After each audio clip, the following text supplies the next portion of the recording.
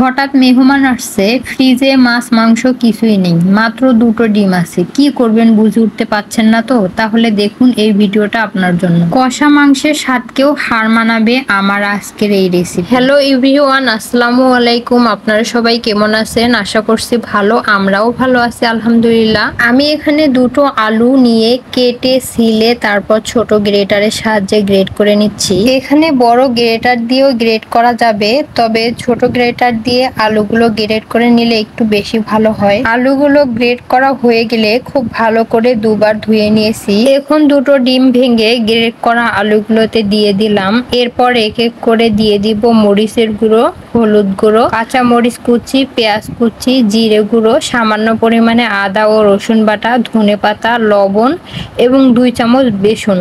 এখন চামচের সাহায্যে খুব ভালো করে সবগুলো উপকরণ একসাথে মিক্সড করে নেব।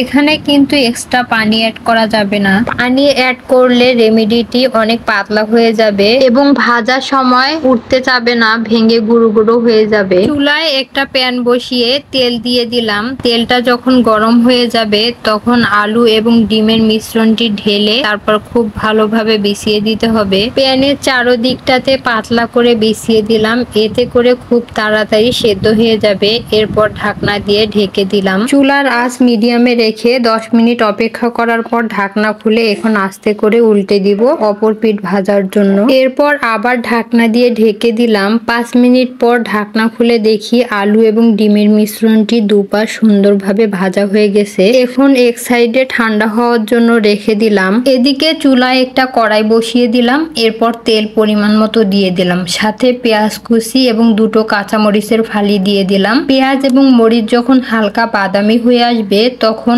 একে একে হলুদ গুঁড়ো, জিরে গুঁড়ো, সামান্য আদা রসুন বাটা, হাফ চা চামচ গরম মশলার গুঁড়ো এবং সামান্য পরিমাণ পানি দিয়ে খুব ভালো করে মশলাটা কষিয়ে নেব। এখানে আন্তরিকভাবে দুঃখিত, লবণ এবং গরম মশলা গুঁড়ো দিয়েছি, সেটা ভিডিওতে দেখাতে পারিনি কারণ আমার একটা ফোন কল এসেছিল। মশলা কষানো হয়ে গেছে, মশলার উপরে তেল ছেড়ে দিয়েছে। এখন আলু এবং ডিমের মিশ্রণের আমি একটা নাম দিয়েছি ধোকা। এখন ছুরির সাহায্যে কেটে রাখা ধোকাগুলো কষানো মশলাগুলোতে দিয়ে তারপর কিছুটা পানি দিয়ে আরো কিছুক্ষণ রান্না করে নিব। চুলার আঁচ হাই হিটে দিয়ে 10 মিনিট রান্না করার পর যখন ঝোলটা কমে গাঢ় হয়ে আসবে ঠিক তখন উপরে কেটে রাখা ধনেপাতা কুচি দিয়ে দিব। আর এই তো রান্নাটা প্রায় শেষের দিকে। এই রান্নাটি এতটা সুস্বাদু, কষা মাংসের স্বাদকেও হার মানাবে। হঠাৎ বাসায় মেহমান আসলে তেমন কিছু না থাকলে এই রেসিপিটি একদম পারফেক্ট। আজকের এই ভিডিওটা এ পর্যন্ত। সবাই সুস্থ থাকবেন, ভালো থাকবেন, আল্লাহ হাফেজ।